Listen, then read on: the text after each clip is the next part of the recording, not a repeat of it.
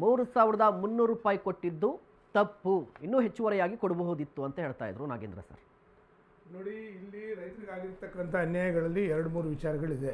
ಮೊದಲನೇದಾಗಿ ವರ್ಷದಗಟ್ಟಲೆ ಅವರು ಬೆಳೆದಿರ್ತಕ್ಕಂಥ ಬೆಳೆಗಳಿಗೆ ಏನು ಸಾಲ ಮಾಡಿ ಬ್ಯಾಂಕ್ಗಳಲ್ಲಿ ಲೋನ್ ತಗೊಂಡು ಕೊಟ್ಟರೆ ಇವತ್ತು ಬೆಳೆದಂಥ ಸಂದರ್ಭದಲ್ಲಿ ವರ್ಷದಗಟ್ಟಲೆ ಆದರೂ ಕೂಡ ಇವತ್ತು ಅವರಿಗೆ ಯಾವುದೇ ರೀತಿಯಾದಂಥ ಹಣವನ್ನು ವಾಪಸ್ ಪಾವತಿ ಮಾಡಿಲ್ಲ ಅಂತಕ್ಕಂಥದ್ದು ಒಂದು. ಬಾಕಿ ಬಿಲ್ಗಳನ್ನು. ಮತ್ತೊಂದು ಏನು ಅಂತಂದರೆ ಇಲ್ಲಿ ಇರ್ತಕ್ಕಂಥವ್ರು ಹೆಚ್ಚು ಕಮ್ಮಿ 90% ಎಲ್ಲ ರಾಜಕಾರಣಿಗಳೇ. ಯಾರನ್ನೂ ಕೂಡ ಎದುರಾಕೊಂಡು ಇವರು ರೈತರುಗಳು ಇವತ್ತು ಕೆಲಸ ಮಾಡ್ತಕ್ಕಂಥದಕ್ಕೆ ಅವ್ರ ಕೈಲಿ ಆಗ್ತಾ ಇಲ್ಲ. ಮೂರನೇ ವಿಚಾರ ಇಂಪಾರ್ಟೆಂಟ್ ಏನು ಅಂತಂದರೆ, ಯಾವೊಂದು ಈಗ 3,100-200 ಹೇಳ್ತಾ ಇದ್ದೀರಾ, ಇಲ್ಲಿ ಇಂಪಾರ್ಟೆಂಟ್ ಆಗಿರ್ತಕ್ಕಂಥ ಮೇನ್ ವಿಚಾರ ಇದು ನಾಳೆ ತಿಳಿಯುತ್ತೆ ನಮಗೆಲ್ಲರಿಗೂ ಕೂಡ. ಇದರಲ್ಲಿ ಸಾಗಾಣಿಕೆ ಮತ್ತು ಕಟಾವು ವೆಚ್ಚ ಇದರಲ್ಲಿ ಇನ್ಕ್ಲೂಡ್ ಆಗಿದೆಯಾ ಅಂತಕ್ಕಂಥದ್ದು. ಈಗ ನಿಮಗೆ ಸಾಗಾಣಿಕೆ ವೆಚ್ಚವನ್ನು ಇದರಲ್ಲಿ ಇದು ಮಾಡಿ ನಿಮಗೆ ಈ ವೇ ಬ್ರಿಡ್ಜ್ಗಳಲ್ಲಿ ಏನು ಒಂದು ಕಳ್ಳು ತೂಕ ಕೊಡ್ತಾ ಇದ್ದಾರೆ, ಅದರಲ್ಲಿ ರೈತರಿಗೆ ಅತಿ ಹೆಚ್ಚು ಅನ್ಯಾಯ ಆಗ್ತಾ ಇದೆ ಅಂತಕ್ಕಂಥದ್ದನ್ನು ಸರ್ಕಾರ ಕೂಡ ಒಪ್ಕೊಂಡಿದೆ. ಈಗ ಡಿಜಿಟಲ್ ವೇ ಬ್ರಿಡ್ಜ್ಗಳನ್ನ ಮಾಡ್ತೀವಿ ಅಂತಕ್ಕಂಥ ಮಾತನ್ನು ಕೂಡ ಒಪ್ಕೊಂಡಿದ್ದಾರೆ. ಹಾಗಾದರೆ ಇಷ್ಟು ವರ್ಷ ರೈತರಿಗೆ ಅತಿ ದೊಡ್ಡ ಅನ್ಯಾಯ ಆಗ್ತಾ ಇತ್ತಾ ಅಲ್ಲಿ ಆ ಭಾಗದಲ್ಲಿ ಅಂತಕ್ಕಂಥ ಮಾತನ್ನು ಸ್ಪಷ್ಟವಾಗಿ ಕೇಳಬೇಕಾಗ್ತದೆ. ಆಗಲೇ ನಿಮಗೊಂದು ಮಾತನ್ನು ಹೇಳಿದೆ, ಇಳುವರಿ ವಿಷಯದಲ್ಲಿ ಇವತ್ತು ಯಾಕೆ ಹೊರ ರಾಜ್ಯಗಳಿಗೆ ಅಂತಂದರೆ, ಬೆಳಗಾವಿ ಭಾಗದಲ್ಲಿ ಸರಿಸುಮಾರು 12, 13, 14 ಇಳುವರಿ ಇರ್ತಕ್ಕಂಥದ್ದು ಕೂಡ ನಾವು ಕಂಡಿದ್ದೀವಿ. 1 ಪಾಯಿಂಟ್ ಇಳುವರಿ ಜಾಸ್ತಿ ಆಗೋದಾದರೆ ₹346 ಕೊಡಬೇಕಾಗ್ತದೆ.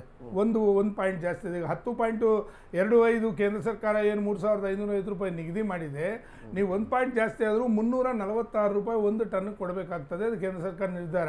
ಈಗ ಯಾವೊಂದು ನಾವು ಇಳುವರಿ ವಿಷಯದಲ್ಲಿ ನಾವು ಇಲ್ಲಿ ಇಷ್ಟೊಂದು ಚರ್ಚೆ ಮಾಡ್ತಾ ಇದ್ದೀವಿ, ಕರ್ನಾಟಕ ರಾಜ್ಯ ಕಬ್ಬು ನಿಯಂತ್ರಣ ಮಂಡಳಿ ಕೂಡ ಇದ್ರ ಬಗ್ಗೆ ಒಂದು ನಿರ್ಧಾರವನ್ನು ತಗೊಳ್ತಕ್ಕಂಥ ಶಕ್ತಿ ಇದೆ.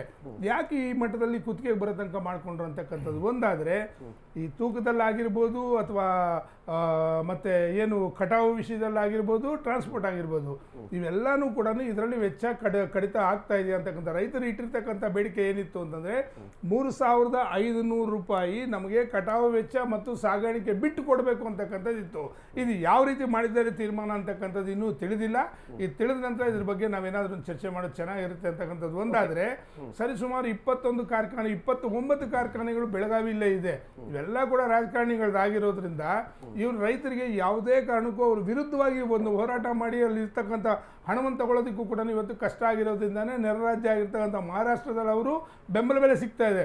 ಮತ್ತೊಂದು ಏನು ಅಂತಂದರೆ, ಗುಜರಾತಲ್ಲಿ ₹4,405 ಕೊಡ್ತಾ ಇದ್ದಾರೆ, ಅದೇ ಪಂಜಾಬಲ್ಲಿ ₹4,000 ಕೊಡ್ತಾರೆ, ಉತ್ತರ ಪ್ರದೇಶದಲ್ಲಿ ₹3,800, ಮಹಾರಾಷ್ಟ್ರದಲ್ಲಿ ₹3,405 ರೇಟ್ ಕೊಡ್ತಾ ಇದ್ದಾರೆ. ಈ ಕಡೆ ತಮಿಳುನಾಡಲ್ಲಿ ನಮ್ಮ ಯಾವುದೊಂದು ಚಾಮರಾಜನಗರ ಭಾಗದಲ್ಲಿ ಮಂಡ್ಯ ಚಾಮರಾಜನಗರ ಬೆಳೆದಿರ್ತಕ್ಕಂಥ ಭಾಗದ್ದೆಲ್ಲ ಕೂಡ ಕೊಯಮತ್ತೂರಿಗೆ ಹೋಗ್ತಾ ಇದೆ. ಯಾಕೆ? ಸರಿಸುಮಾರು ಕಳೆದ ವರ್ಷ 10 ಲಕ್ಷ ಟನ್ ಬರೀ ಮಹಾರಾಷ್ಟ್ರದಲ್ಲೇ ಮಾರಿದ್ದಾರೆ ಅಂತಕ್ಕಂಥದ್ದು ತಮ್ಮ ಗಮನದಲ್ಲಿರಲಿ. ಬೆಂಬಲ ಬೆಲೆ ರೈತರಿಗೆ ಸಿಗ್ತಾ ಇಲ್ಲ ಅಂತಕ್ಕಂಥದ್ದು ಇಲ್ಲಿ ಇರ್ತಕ್ಕಂಥ ವಿಚಾರ. ಕರ್ನಾಟಕ ರಾಜ್ಯ ಸರ್ಕಾರ ಇಷ್ಟೆಲ್ಲ ತಿಳಿದಿದ್ರು ಕೂಡ ಇದು ಆಗಲೇ ಮಿತ್ರರು ಒಂದು ಮಾತನ್ನು ಹೇಳ್ತಾ ಇದ್ರು, ಯಾರು ಗೆಲುವು ಅಂತಕ್ಕಂಥ ವಿಷಯದ ಬಗ್ಗೆ ತಾವು ಮಾತಾಡ್ತಾ ಇದ್ರಿ. ನಾವ್ಯಾರು ಗೆಲುವಿಗೋಸ್ಕರ ಕಾಯ್ತಾ ಇಲ್ಲ. ನಮ್ಮ ರಾಜ್ಯದ ರೈತರ ಹಿತ ಕಾಪಾಡ್ತಕ್ಕಂಥದ್ದು ಇಲ್ಲಿರ್ತಕ್ಕಂಥ ಎಲ್ಲರಿಗೂ ಸೇರಿರ್ತಕ್ಕಂಥದ್ದು. ರೈತರಿಗೆ ಯಾವತ್ತು ಒಳ್ಳೆಯದಾಗುತ್ತೋ ರಾಜ್ಯ ಸುಭಿಕ್ಷವಾಗಿರುತ್ತೆ. ರಾಜ್ಯ ಸುಭಿಕ್ಷವಾಗಿದ್ದರೆ ಈ ರಾಜ್ಯ ಸರ್ಕಾರ ಕೂಡ ಸ್ಥಿರವಾಗಿರುತ್ತೆ. ಯಾಕೆ ಅಂತಂದರೆ, ಅವರು ಕೊಟ್ಟಿರ್ತಕ್ಕಂಥ ಮಾತು ನಾವು ರೈತರ ಪರವಾಗಿದ್ದೀವಿ ಅಂತಕ್ಕಂಥದ್ದು. ಈ ಮಟ್ಟಿಗೆ ರೈತರು ಹೋರಾಟ ತಗೋಬೇಕಾಗಿತ್ತು, ನೀವು ಪರವಾಗಿದ್ದವರು ಅಂತಕ್ಕಂಥದ್ದು ನನ್ನ ಪ್ರಶ್ನೆ. ಆನಂದ್ ಸರ್, ರೈತರಿಗೆ ಅನ್ಯಾಯ ಮಾಡಿದ್ದೀರಿ. ಈಗಲೂ ಕೂಡ ₹100 ಹೆಚ್ಚುವರಿ ಕೊಟ್ಟರು ಕೂಡ ಅನ್ಯಾಯ ಆಗಿದೆ. ಸಾಗಣೆ ಮತ್ತು ಹೆಚ್ಚುವರಿ ವೆಚ್ಚಗಳು ಕೂಡ ತುಂಬಾ ಇರುತ್ತೆ. ಇದ್ರ ಬಗ್ಗೆ ಯೋಚನೆ ಮಾಡಿದ್ರಾ ಅಂತ ಕೇಳ್ತಾ ಇರುವಂಥದ್ದು. ಮತ್ತೆ 9 ದಿನ ಬೇಕಾಗಿತ್ತಾ? ನಮಗಿಂತ ಸೀನಿಯರ್ ಇದ್ದಾರೆ ನಮ್ಮ ಅಣ್ಣವರು, ಇವ್ರು ಹೇಳ್ತಾ ಇರೋ ಮಾಹಿತಿ ಎಲ್ಲ ಸರಿ ಇದೆ. ಆದರೂ ಅವ್ರಿಗೆ ನಮಗೆ ಒಂದು ಕಿವಿ ಮಾತು ಹೇಳ್ತೀನಿ. ನಾನು ಆ ಕಿವಿ ಮಾತು ಹೇಳೋಷ್ಟು ದೊಡ್ಡವನಲ್ಲ. ಏನು ಈ FRP ಇದೆ, CSCP ಇಂದ ಏನು ಬರುತ್ತೆ ಇದು FRP 2025, ಇದು ಯಾರು ನಿಗದಿ ಮಾಡ್ತಾರೆ? ಕೇಂದ್ರ ಸರ್ಕಾರ ಮಾಡುತ್ತದೆ. ಆಮೇಲೆ ಎಥನಾಲ್ದು ಮತ್ತು ಶುಗರ್ದು ಎಕ್ಸ್ಪೋರ್ಟು, ಆಮೇಲೆ ಅದರದ್ದು ಕಂಟ್ರೋಲ್ ಯಾರ ಕೈಯಲ್ಲಿರುತ್ತೆ? ಸೆಂಟ್ರಲ್ ಗೌರ್ಮೆಂಟಲ್ಲಿ ಕೈಯಲ್ಲಿರ್ತದೆ. ಆಮೇಲೆ ಅಣ್ಣವ್ರು ಹೇಳ್ತಾ ಇದ್ರು, ಮಹಾರಾಷ್ಟ್ರದಲ್ಲಿ ನಡೆಯುವಂತಹ ಒಂದು ಇದೇನಿದೆ ಅಲ್ಲಿ ಜಾಸ್ತಿ ಕೊಡ್ತಾ ಇದ್ದಾರೆ, ಇಲ್ಲಿ ಕಡಿಮೆ ಕೊಡ್ತಾ ಇದ್ದಾರೆ ಅಂತ. ಫಸ್ಟ್ ಆಫ್ ಆಲ್ ಅವ್ರು ಯಾವ್ಯಾವ ರೀತಿನ ಅಡಾಪ್ಟ್ ಮಾಡ್ಕೊಂಡಿದ್ದಾರೆ, ಅವ್ರು ಯಾವ್ಯಾವ ರೀತಿ ಸಿಸ್ಟಮೆಟಿಕ್ಕಾಗಿ ಮಾಡ್ತಾ ಇದ್ದಾರೆ ಅನ್ನೋದು ಕೂಡ ನಾನು ಒಂದೆರಡು ಮಾಹಿತಿ ನೀಡೋಕ್ಕೆ ಇಷ್ಟಪಡ್ತೀನಿ, ವಿನಿಮಯ ಮಾಡ್ಕೊಳ್ಳೋಣ.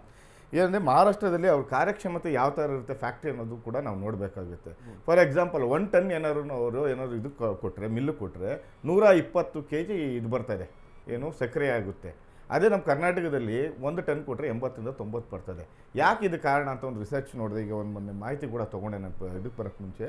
ಅಲ್ಲಿರೋರು 12 ತಿಂಗಳು ಅಂದರೆ ಹತ್ತತ್ರ 1 ವರ್ಷದವರೆಗೂ ಆ ಬೆಳೆನ ಬೆಳೀತಾರೆ. ಸುಮಾರು 12ರಿಂದ 13 ಅಡಿವರೆಗೂ ಹೋಗ್ತದೆ. ಅಲ್ಲಿಂದ ಕ್ವಾಲಿಟಿ ಆ ಥರ ಇದೆ. ಬಂದಾಗ ಅವ್ರಿಗೆ ಆ ಇದರಲ್ಲಿ ಜಾಸ್ತಿ ಬರುತ್ತೆ ಪ್ರಮಾಣ.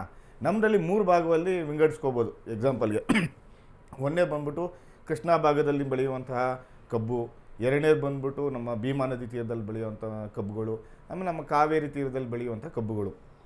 ಇಲ್ಲಿ ಬೆಳೀತಾ ಇರೋದು 8ರಿಂದ 10 ತಿಂಗಳಲ್ಲಿ ಕಟಾವು ಮಾಡ್ತಾ ಇದ್ದಾರೆ. ಅದು ಬೆಳೀತಾ ಇರೋದೇನು 10 ಅಡಿ 12 ಅಡಿ ಬೆಳೀತಾ ಇದೆ. ಅಲ್ಲಿ ನೀವು 1 ಟನ್ನಿಗೆ ಏನಾದ್ರು ಆಗ್ತು ಅಂದರೆ ಅಲ್ಲಿ ಬರ್ತಾ ಇರೋದು ನಮಗೆ 80ರಿಂದ 90 kg. ಏಕೆ ಅಂದರೆ ಅಲ್ಲಿ ನಮ್ಮ ಮಣ್ಣಿನ ಫಲವತ್ತತೆ ಮತ್ತು ನೀರು, ಆಮೇಲೆ ಅಲ್ಲಿ ನಡೆಯುವಂಥ ಕೃಷಿ ಚಟುವಟಿಕೆ ಎಲ್ಲರ ಮೇಲೂ, ಹವಾಮಾನ ಎಲ್ಲರ ಮೇಲೂ ಕೂಡ ಡಿಪೆಂಡ್ ಆಗುತ್ತೆ. ಅದು ಆ ವಿಧಾನದಲ್ಲಿ ಅದು ಒಂದು ವಿಧಾನ ಆಯಿತು, ಅದು ಒಂದು ಕಾರಣ ಆಯಿತು. ಅಂದರೆ ಎರಡನೇ ಕಾರಣ ಬಂದ್ಬಿಟ್ಟು ಏನಂದರೆ ಅಲ್ಲಿ ಮಾಡ್ತಾ ಇದ್ದಾರಲ್ಲ, ಅಲ್ಲಿ ಕೋಆಪರೇಟಿವ್ ಸಿಸ್ಟಮ್ ಇಟ್ಕೊಂಡಿದ್ದಾರೆ, ಸಹಕಾರ ಪದ್ಧತಿಗಳನ್ನ ಇಟ್ಕೊಂಡಿದ್ದಾರೆ. ಎಲ್ಲಿ ಇದರಲ್ಲಿ ಮಹಾರಾಷ್ಟ್ರಗಳಲ್ಲಿ ಯಾವ ರೀತಿ ಅಂತಂದರೆ ಒಂದು ತಾಲೂಕಿನಲ್ಲಿ ಬೆಳೆಯುವಂತಹ ಇವ್ರು ಏನು ಕಬ್ಬನ್ನ ಬೆಳೀತಾರೆ, ಅಲ್ಲಿ ಹತ್ತಿರದಲ್ಲಿ ಯಾವ್ದು ಇರ್ತದೆ, ಅಲ್ಲಿ ಫ್ಯಾಕ್ಟ್ರಿ ಶುಗರ್ ಫ್ಯಾಕ್ಟ್ರಿ ಇರ್ತದೆ, ಅಲ್ಲಿ ತೊಗೊಂಡೋಗಿ ಎಲ್ಲ ಡಂಪ್ ಮಾಡ್ತಾರೆ. ಆತನ ಏನು ಮಾಡ್ತಾರೆ, ಆ ರೈತ ದೇವ್ರು ಏನಿದ್ದಾನೆ ಆತನ ಆ ಕಾರ್ಖಾನೆ ಸದಸ್ಯನನ್ನಾಗಿ ಮಾಡ್ಕೋತಾ ಇದ್ದಾರೆ. ಪಾರದರ್ಶಕವಾಗಿ ಅಲ್ಲಿ ನಡೀತಾ ಇರ್ತದೆ. ಸೊ ಅವ್ರಿಗೆ ಇಲ್ಲಿ ಏನು ನಡೀತಾ ಇದೆ, ಏನು ಬರ್ತದೆ, ಏನು ಹೋಗ್ತಾ ಇದೆ ಅನ್ನೋದು ಕೂಡ ಕ್ಲೀನಾಗಿ ಗೊತ್ತಾಗುತ್ತೆ. ಆಮೇಲೆ ಸರ್ಕಾರದ ಬೆಂಬಲನೂ ಕೂಡ ಇದೆ. ಅಣ್ಣವ್ರು ಹೇಳ್ದಂಗೆ ಕಟಾವು ಏನಿರುತ್ತೆ ಹಾರ್ವೆಸ್ಟಿಂಗ್ ಆದಮೇಲೆ ಮತ್ತೆ ಅದನ್ನ ಸಾಗಣೆ ಮಾಡುವಂಥದ್ದು ಟ್ರಾನ್ಸ್ಪೋರ್ಟ್ನು ಕೂಡ ಕೆಲವು ಸರ್ಕಾರಗಳೇ ಬರುತ್ತಾ ಇದೆ. ಅದಕ್ಕೂ ಕೂಡ ಒಂದು ಕಮಿಟಿ ಮಾಡ್ಕೊಂಡಿದ್ದಾರೆ. ಅಂಥ ಕಮಿಟಿಗಳನ್ನ ಮಾಡಬೇಕು. ನಮ್ಮ ಸರ್ಕಾರನೂ ಇದೆ. ಇವಾಗ ಅವ್ರಿಗೆ ನಾಳೆ ಗೊತ್ತಾಗ್ತಿಲ್ಲ ಹೆಚ್ಚಿನ ಮಾಹಿತಿಗಳೇನೇನಿದೆ, ಎಷ್ಟು ಇಳುವರಿಗೆ ಎಷ್ಟು ಕೊಡಬೇಕು, ಯಾವ ಪ್ರಮಾಣದಲ್ಲಿ ಕೊಡಬೇಕು ಅನ್ನೋದು ಹೆಚ್ಚಿನ, ಯಾಕಂದೆಲ್ಲ ಇವಾಗ ಮಾತಿನಲ್ಲಿ ಆಗಿದೆ. ಅದೆಲ್ಲ ಸರ್ಕಾರದ ಘೋಷಣೆಯಾಗಿ ಬರಬೇಕು ಅನ್ನೋದು ಕೂಡ ನಮಗೊಂದು. ಆಮೇಲೆ SAP ಇರುತ್ತೆ, ಸ್ಟೇಟ್ ಅಡ್ವೈಸರಿ ಏನು ಪಾಲಿಸಿನ ಒಂದು ಮಾಡ್ಕೊಂಡಿದ್ದಾರೆ ಅವರು. ಆ ಪಾಲಿಸಿ ಪ್ರಕಾರನೂ ಕೂಡ ಕೆಲಸ ಮಾಡ್ತಾ ಇರ್ತಾರೆ. ಅದರಿಂದ ರೈತರಿಗೂ ಅನುಕೂಲ ಆಗ್ತದೆ, ಸರ್ಕಾರಕ್ಕೂ ಅನುಕೂಲ ಆಗ್ತದೆ. ಇಲ್ಲೂ ಕೂಡ ಅದೇ ಥರ ಮಾಡಬೇಕು. ಕೇಂದ್ರ ಸರ್ಕಾರದ ಮೇಲೆ ಪೂರ ಹೇಳೋದು, ರಾಜ್ಯ ಸರ್ಕಾರದ ಮೇಲೆ ಎಲ್ಲ ಗೂಬೆ ಕೂಸೋದು ಆ ರೀತಿ ಏನೂ ಇಲ್ಲ. ಸರ್ಕಾರದಿಂದ ಏನಾಗುತ್ತೋ ರೈತರಿಗೆ ಏನು ಮಾಡಬೇಕು ಅದನ್ನ ಮಾಡೇ ಮಾಡ್ತೀವಿ. ಆಮೇಲೆ ಎಥನಾಲ್ ಕಂಟ್ರೋಲ್ದು ಅಷ್ಟೇ. ನಾವು ಹೇಳ್ತಾಯಿದ್ರು, ನಮ್ಮ ಹಿರಿಯರು ಕೂಡ ಹೇಳ್ತಾಯಿದ್ರು, ಶುಗರ್ ಬಂದರೆ ಅದೇ ಟಿ ವಿಯಲ್ಲೂ ತೋರಿಸ್ತಾ ಇದ್ದಾರೆ. ಈಗ ನೀವು ನೋಡ್ಬೋದು, ಬಸವರಾಜ ಇವ್ರು ಮಾತಾಡಿದಾಗಲೂ ಕೂಡ ಎಥನಾಲ್ ಬೇರೆ ಬರುತ್ತೆ, ಶುಗರೇ ಬೇರೆ ಬರುತ್ತೆ. ಅದು 4-5 ಇದು ಬರ್ತದೆ, ಬೇರೆ ಬೇರೆ ವಿಧಾನಗಳಲ್ಲೂ ಕೂಡ ಬರ್ತದೆ. ಸೊ ನಮ್ಮದು ಫುಲ್ ಆ್ಯಂಡ್ ಫೈನಲ್ ಆಗಿ ಹೇಳ್ತಾ ಇರೋದು, ಇದು ನನ್ನ ಮಟ್ಟಿಗೆ ಒಂದು ಸ್ಟೇಜ್ಗೆ ಅದು ನಾವು ಜಯವನ್ನು ತೊಗೊಂಡಿದ್ದೀವಿ. ನಮ್ಮ ಕಾಂಗ್ರೆಸ್ ಸರ್ಕಾರ ಏನಿದೆ ರೈತರಿಗಾಗ್ಬೋದು ಮತ್ತು ಇವ್ರಿಗೆ ಯಾಕಂದರೆ ಇಲ್ಲಿ 3 ಜನ ಪಾರ್ಟಿಯವರಿದ್ದಾರೆ. ಯಾರು ಏನು ಇದನ್ನೆಲ್ಲ 22 ಫ್ಯಾಕ್ಟ್ರಿ ಏನಿದೆ ಬೆಳಗಾವಿನಲ್ಲಿ,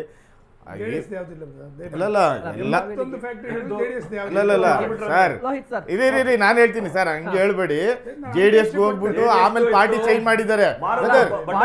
ಒಂದ್ ನಿಮಿಷ ರೀ, ಇಲ್ಲಿ ಅನುಕೂಲ ನೋಡಿ. ಒಂದ್ ನಿಮಿಷ ಹೇಳಕ್ ಕೇಳಿ, ನಾನು ಮಾತಾಡಿ 1 ನಿಮಿಷ ಕೇಳ್ಕೊಳ್ಳಿ. JDS ಹೋಗಿ ಕಾಂಗ್ರೆಸ್ಗೆ ಯಾರು ಬಂದಿದ್ದಾರೆ, BJPಗೆ ಯಾರು ಹೋಗಿದ್ದಾರೆ ಅಂತ ನಿಮಗೂ ಗೊತ್ತು. ಇಲ್ಲೆಲ್ಲರೂ ಫ್ಯಾಕ್ಟ್ರಿ ಮಾಡ್ತಾ ಇರೋರು ರಾಜಕಾರಣಿಗಳು ಇದ್ದಾರೆ, ಆಮೇಲೆ ಉದ್ಯಮಿಗಳು ಇದ್ದಾರೆ, ಎಲ್ಲರೂ ಇದ್ದಾರೆ. ಇಲ್ಲಿ ಎಲ್ಲ ರೀತಿಯೂ ಕಾಪಾಡಬೇಕು. ರೈತ ಆಮೇಲೆ ಕಬ್ಬು ಬೆಳೆದ ಮೇಲೆ ಎಲ್ಲಿ ತೊಗೊಂಡು ಹೋಗ್ತಾನೆ, ಫ್ಯಾಕ್ಟ್ರಿಗೆ ತೊಗೊಂಡೋಗ್ಬೇಕು. ಅಲ್ಲಿ ಉದ್ಯಮಿ ಇರ್ತಾನ ಅಥವಾ ರಾಜಕಾರಣಿ ಇರ್ತಾನ ಅನ್ನೋದಕ್ಕಿಂತ ನಮ್ಮ ರೈತ ಹಿತಾಸಕ್ತಿನೂ ಕೂಡ ಮುಖ್ಯ. ಅದೇ ಥರ ಕಂಪ್ನಿಗಳಿಗೆ 400-500 ಕೋಟಿ ರೂಪಾಯಿ ಇನ್ವೆಸ್ಟ್ ಮಾಡಿನೂ ಕೂಡ ಅವ್ರು ಮಾಡಿರ್ತಾರೆ. ಅವ್ರ ಹಿತಾಸಕ್ತಿನೂ ನೋಡಬೇಕು, ರಾಜ್ಯದ ರೈತರ ಹಿತಾಸಕ್ತಿ ನೋಡಬೇಕು. ಈ ನಿಟ್ಟಿನಲ್ಲಿ ನೋಡೋದಾದರೆ ನಮಗೆ ರಾಜ್ಯ ಸರ್ಕಾರ ಒಂದು ನಿರ್ಧಾರಕ್ಕೆ ಬಂದಿದೆ, ಅದು ಒಳ್ಳೆ ನಿರ್ಧಾರ ಬಂದಿದೆ. ನಾವು ಆಗಲೇ 2 ಸರಿ ಕೇಂದ್ರಕ್ಕೂ ಪತ್ರ ಬರೆದಿದ್ದೀವಿ. ಕೇಂದ್ರ ಸರ್ಕಾರದಿಂದನೂ ಕೂಡ ನೋಡಿ ಯಾರು ಇರೋದು, ಈಗ ಪ್ರಹ್ಲಾದ್ ಜೋಶಿ ಅವರು ಸಕ್ಕರೆ ಸಚಿವರು ಇರೋದು, ನಮ್ಮ ರಾಜ್ಯದವರೇ ಆಗಿದ್ದಾರೆ.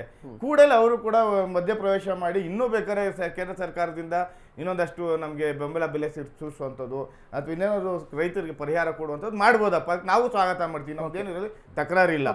ಒಟ್ಟಾರೆ ನಮಗೆ ರೈತರಿಗೆ ಏನಾಗುತ್ತೆ ಅನುಕೂಲ ಮಾಡಬೇಕು ಅನ್ನೋದು ಅನ್ಯಾಯ ಅಂತ ಹೇಳ್ತಾರೆ.